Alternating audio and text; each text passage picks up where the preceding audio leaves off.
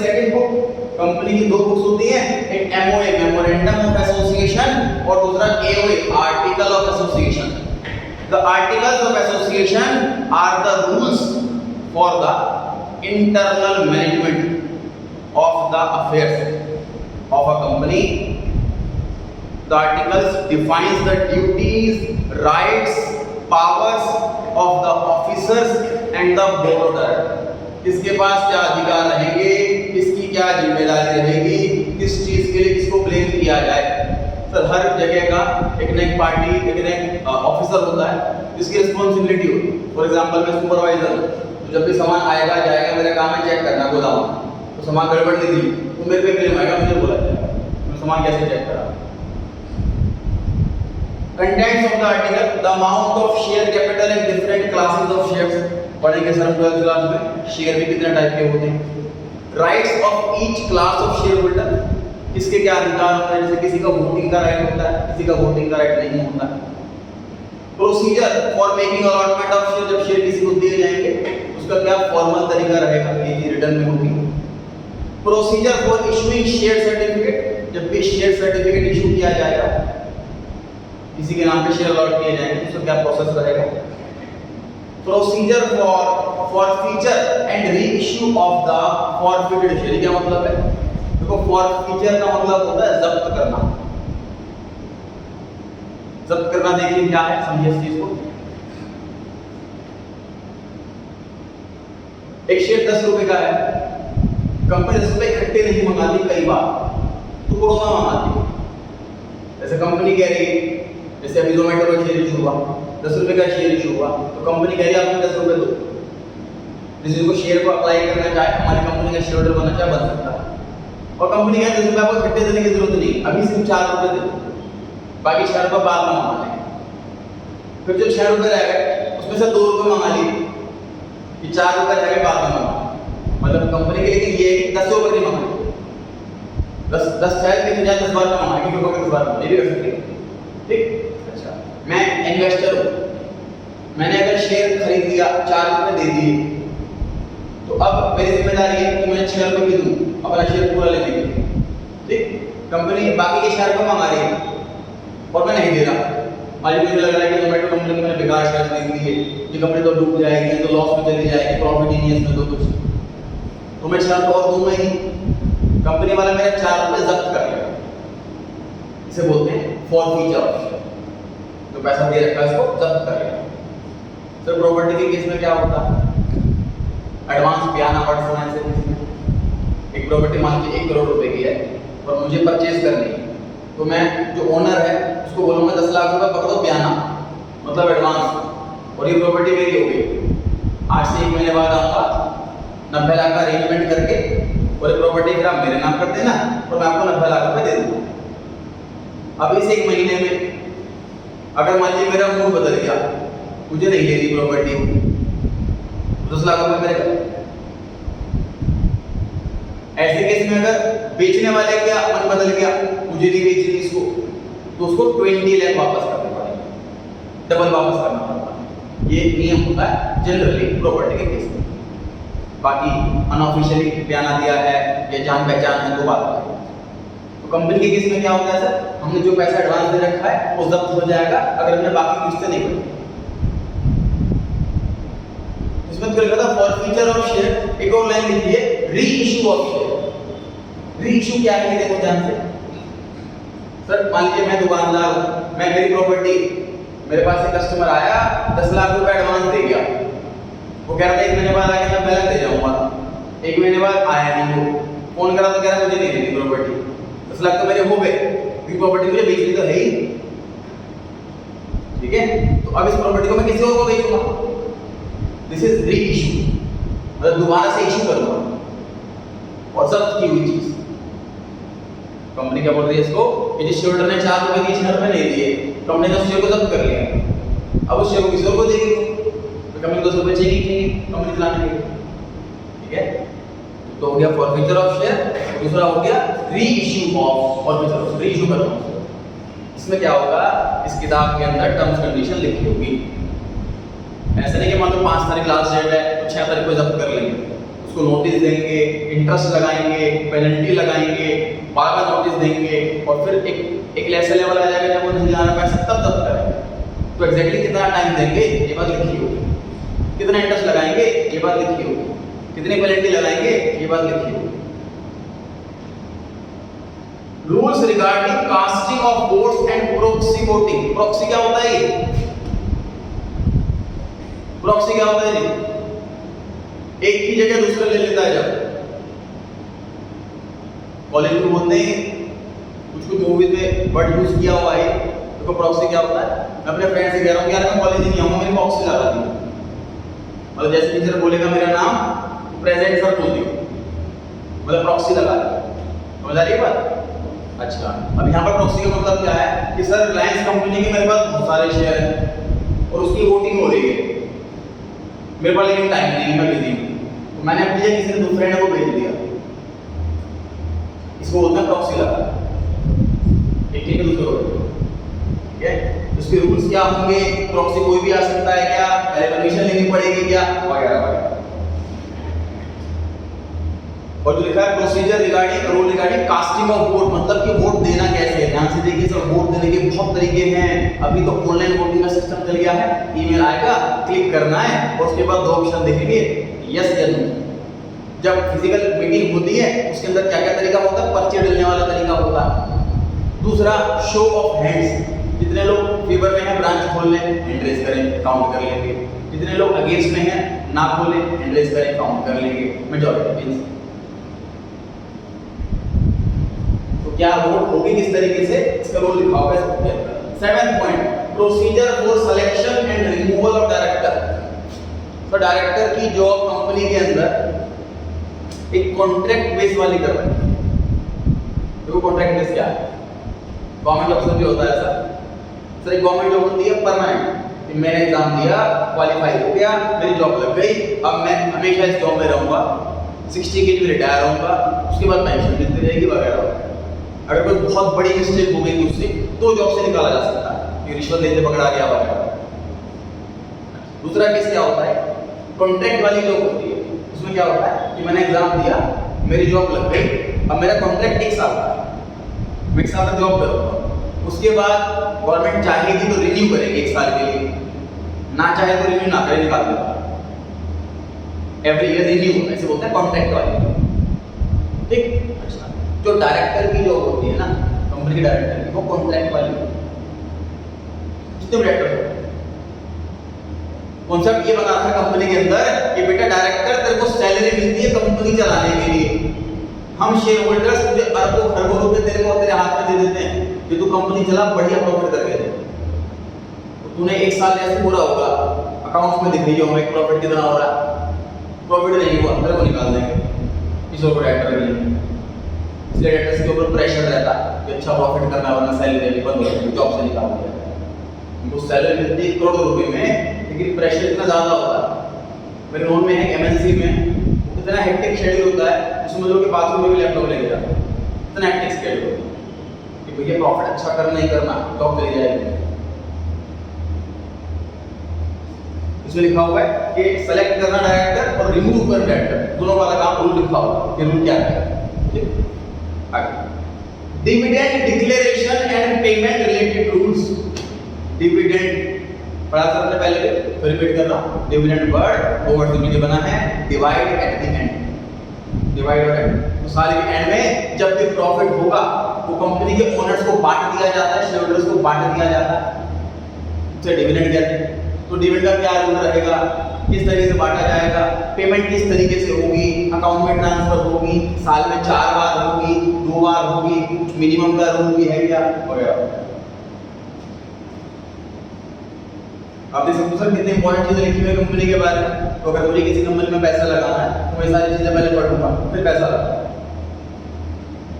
Procedure for capital readjustment, in words के पूरे chapter है ग्रेजुएशन में, 11th 12th में ग्रेजुएशन। कैपिटल रीएडजस्टमेंट क्या होता है देखिए।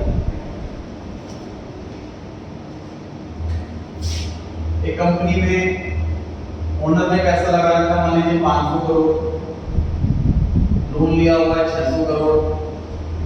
अब कंपनी टोटल पैसा लगा होगा 1100 करोड़, टोटल पैसा लगा होगा 1100 करोड़। अब कंपनी को एडजस्ट ट्रांसफर करना चाहे कि लोन कम करके हम ये बढ़ा लेते हैं, या ये घटाकर ये बढ़ा लेते हैं, या ये खत्म ही कर देते हैं, मतलब हम एडजस्टमेंट कर रहे हैं कैपिटल में अपनी बिजनेस के रिक्वायरमेंट के अकॉर्डिंग, सिचुएशन के अकॉर्डिंग, हमारे प्रॉफिट के अकॉर्डिंग। तो क्या एडजस्टमेंट करनी चाहिए, कब कब एडजस्टमेंट की जाएगी, परमिशन ली जाएगी कि नहीं जाएगी शेयर होल्डर से। 10th point, procedure regarding winding up of the company. Wind up मतलब क्लोज, बंद कर देना। वाइंड अप मतलब क्लोज, बंद कर देना। तो अगर कंपनी बंद कर दी जाएगी तो इसका प्रोसीजर क्या होगा, किसको पहले पैसे मिलेंगे, किसको बाद में पैसे मिलेंगे, क्या लीगल फॉर्मेलिटी रहेगी और क्या क्या वजह हो सकती है बंद होने की, ये सारी बातें होंगी इसके अंदर। आगे बढ़ते हैं, हमने पहले कंप्लीट कर ली पार्टिसिपेशन। अब पढ़ लेंगे प्रोस्पेक्टस। प्रोस्पेक्टस क्या था याद कीजिए, प्रोस्पेक्टस क्या था, जब कंपनी शेयर इशू करती है तो अपनी बुकलेट छापती है, उसमें लिखती है कि हम कहाँ पैसा लगाएंगे। अट्रैक्टिव होना चाहिए, वो लोगों को देख के लगे तो बहुत बढ़िया कंपनी है। सर आप किसी बिल्डर के पास फ्लैट लेने के लिए जाओ, उसका भी प्रोस्पेक्टस होता है कि सर हमारे देखो 3 BHK वाला ये है, 4 BHK वाला लेंगे, ये फुल्ली फर्निश्ड है, एसी वेसी भी लगे हुए हैं, यहाँ पर ऐसा बाटी का है फुल्ली फर्निश्ड है, एसी गीजर वगैरह सब लगा हुआ, जाके सीधा बैठना, डबल बेड वगैरह भी सब फर्निश्ड हाउस से कहते हैं। तो उसकी पूरी बुकलेट होती है, ऐसी शेयर की बुकलेट होगी, उसका नाम प्रोस्पेक्टस। बताइए प्रोस्पेक्टस किसके लिए कंपलसरी है, प्राइवेट या पब्लिक या बोथ? जी public, both, private, public answer सही है। समझो इस चीज को, हम इनविटेशन क्यों बना रहे हैं, लोगों को अट्रैक्ट करने के लिए। प्राइवेट कंपनी क्यों करेगी लोगों को अट्रैक्ट? प्राइवेट कंपनी वाला तो पैसा ले ही नहीं सकता लोगों से, प्राइवेट लोग ही पैसा लगाते हैं उसके अंदर। पब्लिक से पैसा लेने को अट्रैक्ट करेंगे उनको। प्रोस्पेक्टस सिर्फ और सिर्फ पब्लिक कंपनी ही इशू करेगी। पब्लिक कंपनी का मतलब ये मत समझना कि government company, private company, public company दोनों ही प्राइवेट है। बस प्राइवेट कंपनी में पैसा लगाने वाले कुछ ही लोग हैं, पब्लिक कंपनी में पैसा लगाने वाली पब्लिक भी है, इसलिए बस बड़ा इस्तेमाल करता है पब्लिक। वो भी बिजनेस रिलायंस प्राइवेट कंपनी है ना, गवर्नमेंट तो नहीं, पर पैसा पब्लिक का लगा हुआ, इसलिए प्राइवेट के लिए पब्लिक कंपनी बोल रहा हूं। Prospectus means any document which invites deposits from the public to purchase share or debenture of a company. Public से पैसा ले सकते हैं शेयर के फॉर्म में भी, डिबेंचर के फॉर्म में। शेयर में अगर वो लेंगे तो कंपनी के ओनर बन जाएंगे, और डिबेंचर लोन। डिबेंचर इस एक वर्ड पे 2 चैप्टर 12th क्लास में। डिबेंचर का मतलब पब्लिक से लोन लेना।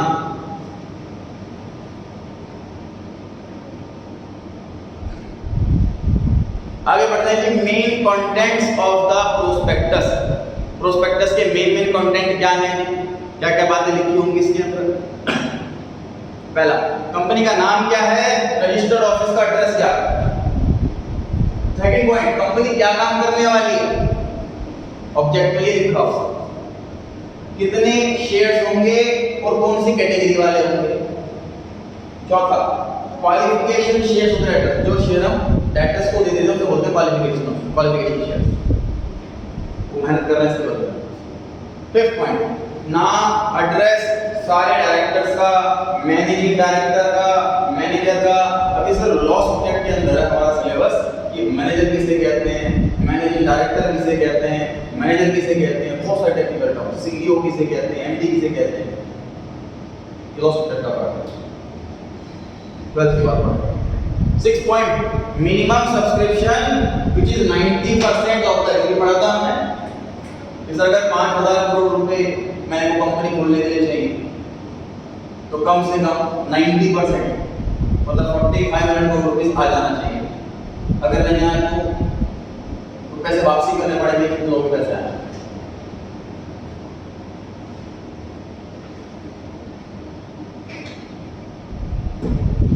फिर 7th point, the time of opening and closing of subscription list. तो डेट लिखी होती है, इस डेट से इस डेट तक शेयर ओपन रहेंगे, उसके बाद क्लोज हो जाएंगे। 8 point, the amount payable on the application and allotment of each share, each class of share. Amount कितना पे होगा एप्लीकेशन पे, अमाउंट कितना पे होगा अलॉटमेंट पे, इंस्टॉलमेंट्स के नाम। जैसे लोग कोई अप्लाई करता है तो एप्लीकेशन के टाइम कुछ पैसा रखवा लेते हैं। एग्जांपल सुनते हैं, सर कॉलेज में एडमिशन की फीस अभी क्या है, बिल्कुल नॉमिनल फीस है, मतलब ना के बराबर फीस होती है, 100 500 1000 रुपये बस। अभी बच्चा क्या करता है, प्रेजेंट सारे कॉलेजों में फॉर्म भर देता है 12th के बाद। उसके बाद मान लीजिए 3 कॉलेजों में नंबर आता है तो उनमें से जो बेस्ट हो उसमें एडमिशन ले लेता है, ऐसा करता है। लोग ऐसे ही सोचो शेयर्स के बारे में, कंपनी शेयर इशू कर रही है, कई सारे लोगों को बताया कि भाई शेयर इशू हो रहा है, अप्लाई करें। तो क्या सोचता है, एप्लीकेशन फॉर्म तो भर ही दो, नंबर मिल गया तो सोच लेंगे, वरना छोड़ो। तो फेक एप्लीकेशन आने लगे बहुत सारे। कंपनी वाले ने क्या करा कि जब अप्लाई करो तो उस टाइम में 10 रुपए में से कम 2 रुपए या 3 रुपए जमा कर दो। उससे क्या होगा कि जब हम बोलेंगे आपको शेयर अलॉट किए जा रहे हैं, सामने वाला तो पलट नहीं सकता, पर उसके 3 रुपए जब हो जाए एडवांटेज मतलब कैसा, ठीक है। इसको बोलते हैं एप्लीकेशन, जो एप्लीकेशन का नंबर ले लेते हैं। उसके बाद अलॉटमेंट में जब आपको शेयर अलॉट किए जा रहे हैं, आपके नाम पे बुक किए जा रहे हैं, उस टाइम होता है जमा करना। डीडी रिफ्लेक्ट नहीं करते हैं, उसमें एप्लीकेशन नहीं रखवाते हैं।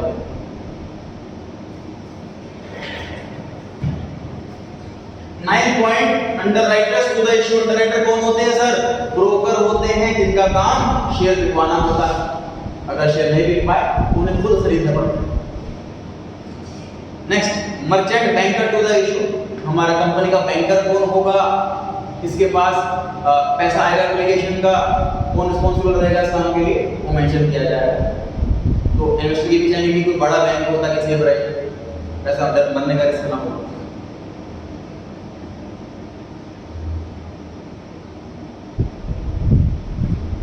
पॉइंट नंबर 4 है statement in lieu of prospectus. ये क्या चीज है? तुमको नाम से पता लग रहा है, ल्यू मतलब इन प्लेस ऑफ, उसकी जगह। प्रोस्पेक्टस की जगह एक सिंपल स्टेटमेंट। ध्यान से देखिए सर मार्केट में जो बड़े इन्वेस्टर्स हैं, जो बड़े बिजनेसमैन हैं, उनकी एक मूवमेंट जो है बिजनेस की, वो बड़ी यूज होती है।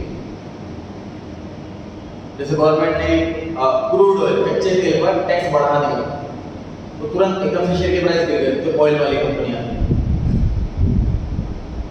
यहाँ पॉइंट क्या है इसको कि सर मान लीजिए मैं कोई नई कंपनी खोलता हूँ, भाई मैं कोई फेमस बिजनेसमैन नहीं, अगर मैं कोई कंपनी खोलता हूँ तो लोग मेरे को जानते ही नहीं है, कोई क्यों पैसा लगाएगा, तो मुझे पक्का प्रोस्पेक्टस बनवाना पड़ेगा, ठीक बात है।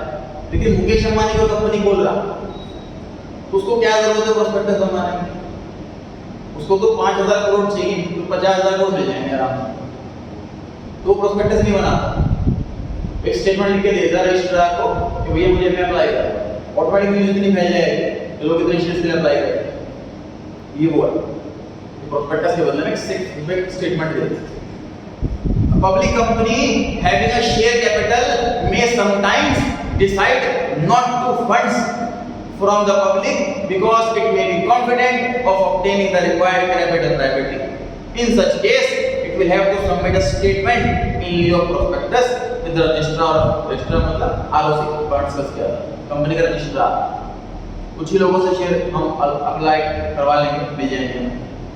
It contains information much similar to that of prospectus. Prospectus जैसी information होती है इसके अंदर।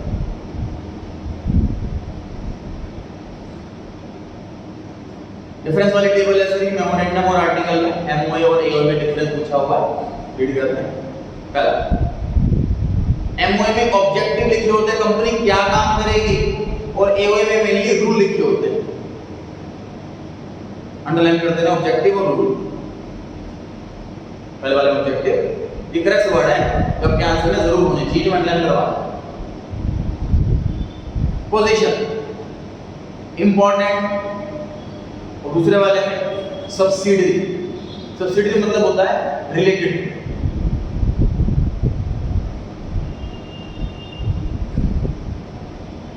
सब्सिडी वर्ड कंपनी में भी इस्तेमाल किया जाता है, समझो इस को ध्यान से रखना।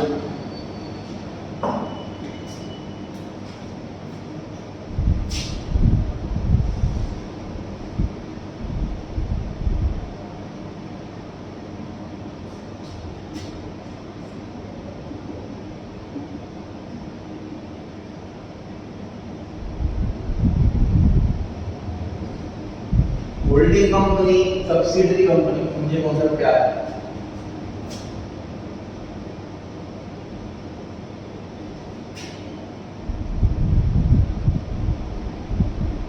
सर फ्लिपकार्ट ने मिंत्रा कंपनी के 53% शेयर्स खरीदे, जिसके पास आधे से ज्यादा शेयर्स आ जाए उसकी चलती है कंपनी। उस कंपनी को बुलाते हैं होल्डिंग कंपनी, वो होल्ड करे दूसरे वाले। बड़े वाली कंपनी को होल्डिंग कंपनी कहते हैं, और जिसको खरीदा गया तो छोटी कंपनी उसको सब्सिडरी कंपनी कहते हैं।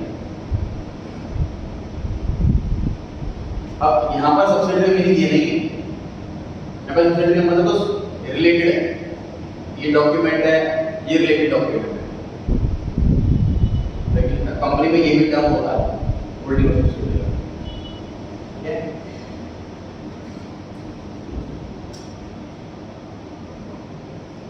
वैलिडिटी,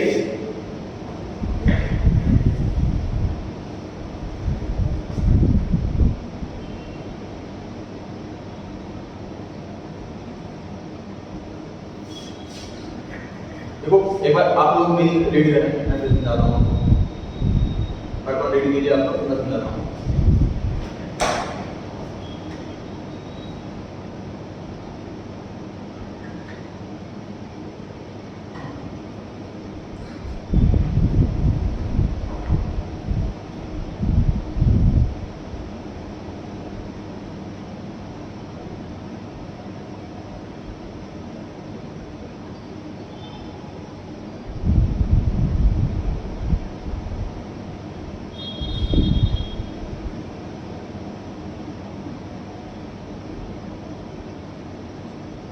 रीड कर लेंगे सर। थर्ड पॉइंट कौन सा समझिए क्या है? देखिए जिसको जो काम बोला गया है वो काम उतना ही करे। अगर उसने अपनी पावर से अलग जाकर के कोई काम कर लिया और वो काम ठीक हुआ तो उसको पास कर दें या ना करें। अगर एमओ है तो नहीं, एओ है तो कर सकते। सिंपल सी बात है। आपको किसी ने बोला कि भाई ये 500 रुपए हैं और ये 400 रुपए का सामान लिया, अब 400 की जगह 450 का लिया, सामने वाला कहता है चलो कोई बात, सामान लिया फालतू का, भले आपको मैंने बोला 400 का लेकर गया, थोड़ा एक्स्ट्रा लिया, चलो कोई बात। इसका दूसरा आपको 500 रुपए का सामान लाने के लिए बोला, अब 5000 का सामान लिया, हमें लगता है मेरी कोई जिम्मेदारी नहीं, आप सामान लेकर आए खुद पे करना दुकानदार, मैं नहीं पे करूँगा, इससे कुछ कर लाया सामने वाला। तो एमओए में जो जो लिखा हुआ है उसके बाहर काम नहीं कर सकती कंपनी, कर भी लिया तो रेक्टिफाई नहीं कर सकते। जिसने करा उस पर क्लेम आएगा, उस रिस्पांसिबिलिटी रहेगी। एओए में रेक्टिफाई किया जा सकता है अगर काम सही है, किसी का नुकसान नहीं हो रहा। फोर्थ पॉइंट रिलेशनशिप, मतलब कर रहे हैं relationship company and outsider, spelling ठीक कर लें, आउटसाइडर की आर बेसिक है।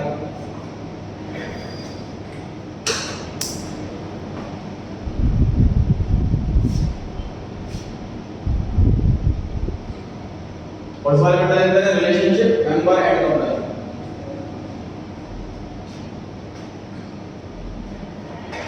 जो कहीं ना कहीं फोर्थ पॉइंट भी थर्ड पॉइंट को स्ट्रॉन्ग बना रहा है, हिंट दे रहा है उसमें। सर मेरे और डैडी के बीच में जो रिलेशन है उसमें जो हमारा सिस्टम है घर में रहने का, काम करने का, उसमें अगर हम चेंजेस करें या अपनी पावर से ज़्यादा काम करें तो चल सकता है, घर की बात। एओए में रूल जो लिखे होते हैं वो मेंबर और कंपनी के बीच के लिखे होते हैं, इसलिए अगर काम बियॉन्ड द पावर भी हो गया तो रेक्टिफाई हो सकता है। लेकिन इस वाले में सर फोर्थ वाले में बाहर के लोगों के साथ हमारे रूल्स हैं वो लिखते हैं, इसमें हम कुछ चेंज कर नहीं सकते। फिफ्थ पॉइंट नेसेसिटी,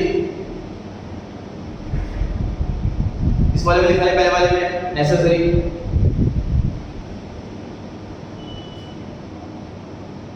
और प्राइवेट वाले में लिखिए necessary for private company.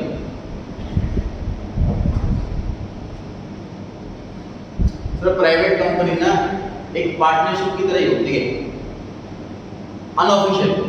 Legally तो वो कंपनी है, अनऑफिशियली बात करो तो प्राइवेट कंपनी में क्या होता है, 15-20 ओनर होते हैं, वही पैसा लगाते हैं, तीसरा काम उनके बीच में क्या रिलेशन रहेगा, प्रॉफिट कैसे बांटेंगे वगैरह वगैरह, कोई रिटर्न में रहे तो बहुत बेस्ट रहता है, झगड़े के चांस खत्म हो जाएंगे, इसलिए प्राइवेट वालों के लिए कंपलसरी किया हुआ। ऑल्ट्रेशन का मतलब क्या होता है, चेंजेस। कपड़ों में कहते हैं ना ऑल्ट्रेशन करानी है, मतलब चेंजेस कराने हैं। तो पहले वाले में लिखा हुआ है आसानी से ऑल्टर नहीं हो सकता, हो सब कुछ सकता है, आसानी से नहीं हो सकता, अप्रूवल वगैरह चाहिए कोर्ट का, सारी लीगल फॉर्मेलिटी पूरी करनी पड़ेगी। और एओए को चेंज कराना हो तो कराया जा सकता है स्पेशल रेजोल्यूशन। क्या होता है स्पेशल रेजोल्यूशन?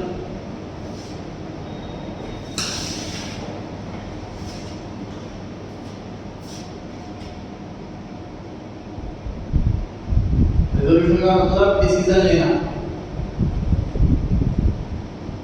अगर छोटे डिसीजन हैं तो उसके लिए सिर्फ ऑर्डिनरी रेजोल्यूशन चाहिए। ऑर्डिनरी का मतलब 50% से ज़्यादा। अगर बड़ा डिसीजन है तो उसके लिए स्पेशल रेजोल्यूशन चाहिए, मतलब 75% से ज़्यादा। मतलब जब भी वोटिंग हो रही हो और छोटा मोटा डिसीजन है तो आधे लोगों ने भी हाँ बोल दिया तो काम हो जाएगा। अगर बड़ा वाला डिसीजन है तो कम से कम 75% लोग हाँ बोले तब ये काम होगा।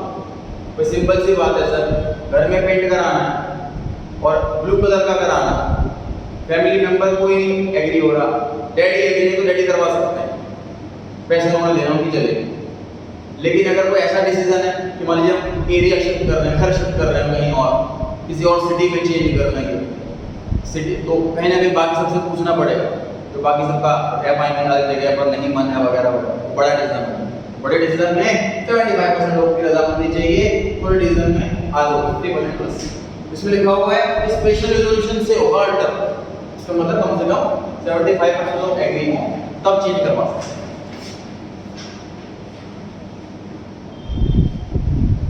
नेक्स्ट टॉपिक है sir form, choice of forms of business organisation. मतलब हमें चूज करना है। हमने सारे बिजनेस के फॉर्म पढ़ लिए, proprietorship, Hindu and divide family, partnership, cooperative society, company, ये पार्ट पढ़ लिया हमने।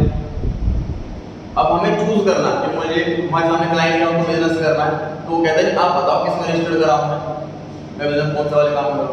तो क्या चीज ध्यान रखेंगे, पहला cost and ease in setting up the organisation. सस्ता कौन सा है, कॉस्ट कितनी बढ़ रही है ये देखना है, आसान किस में, मुश्किल किस में, ये चीज देखनी है। सोल प्रोप्राइटरशिप सबसे कम एक्सपेंसिव होता है, बिना किसी लीगल फॉर्मेलिटी के ओपन हो जाता है। कंपनी बहुत एक्सपेंसिव होती है, बहुत ज्यादा लीगल फॉर्मेलिटी होती है।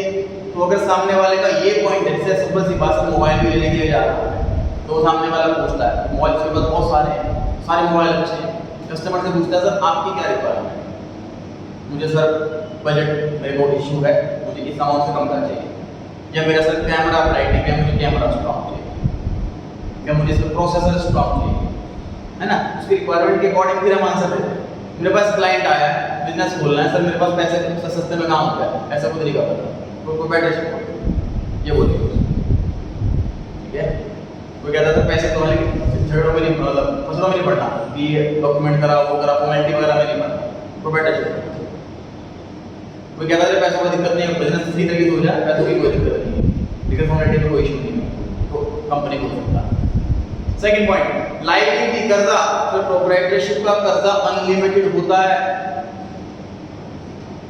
कंपनी में कर्जा लिमिटेड होता है। तो अगर लायबिलिटी की टेंशन है, अगर मेरा क्लाइंट कोई ऐसा बिजनेस कर रहा है जिसमें करोड़ों अरबों रुपए का लोन होगा, तो हम उसे बोलेंगे बेटा कंपनी खोलियो, प्रोप्राइटरशिप मत खोलियो, बर्बाद हो जाएगा। तो liability of the owner is in sole proprietor business and partnership business is unlimited और शेयर होल्डर की लिमिटेड होती है, इसलिए कंपनी सेलेक्ट की जाएगी इस पॉइंट पे। तीसरा सर कॉन्टिन्यूटी।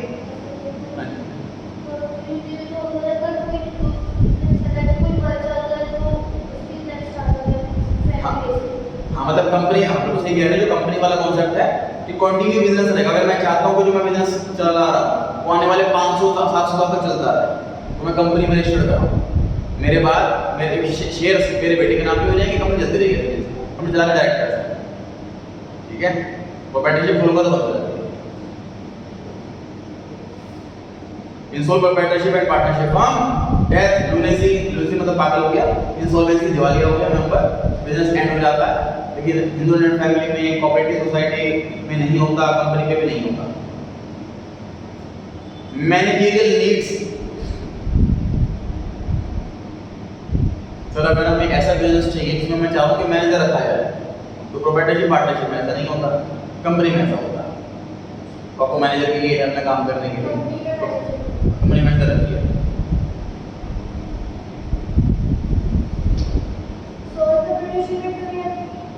नहीं रख सकते हैं, मतलब इस फॉर्म में खंड जाता है।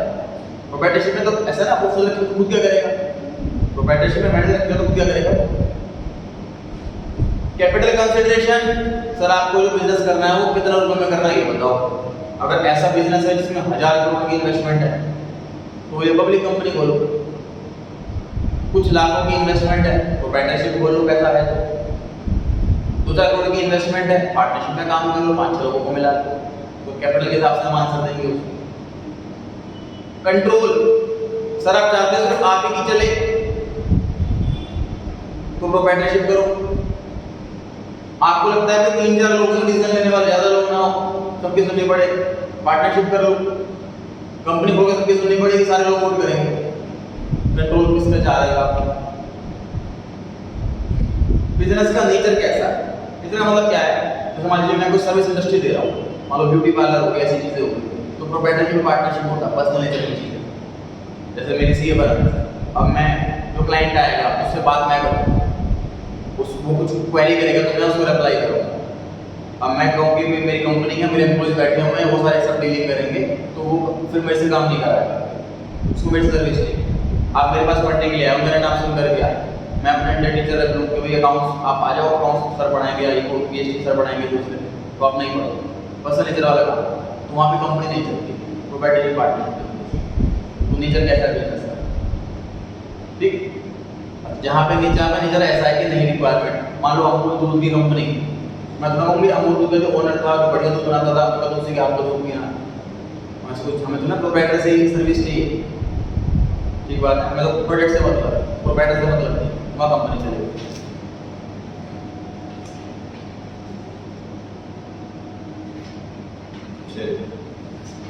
चैप्टर कंप्लीट हो गया है जी आपका। ये तो मैं एंड में क्वेश्चन दे रखे हैं, सारे करके लाएंगे घर से, डाउट्स वगैरह हो तो पूछें। अब आज ट्यूसडे है, थर्सडे को राखी का ऑफ है, सैटरडे को इसका टेस्ट रखते हैं, सफिशिएंट टाइम है आपके पास, 4 दिन का समय है, ठीक। तो परसों मतलब थर्सडे को, सैटरडे को इसका टेस्ट होगा, तो पूरा रेडी करके लाना है। पहले आप आपके डाउट पूछ लेंगे, उसके बाद टेस्ट देंगे, ठीक। वो डाउट अगर ज़्यादा हो तो आप फ्राइडे को पूछ सकते हो, जब अकाउंट्स का टेस्ट के बाद। सॉरी कल है टेस्ट अकाउंट्स का, तो कल टेस्ट के बाद पूछ सकते हो आप, नहीं तो फ्राइडे बाद पूछ सकते हो, सैटरडे को टेस्ट होगा। जितना पढ़ाया है वो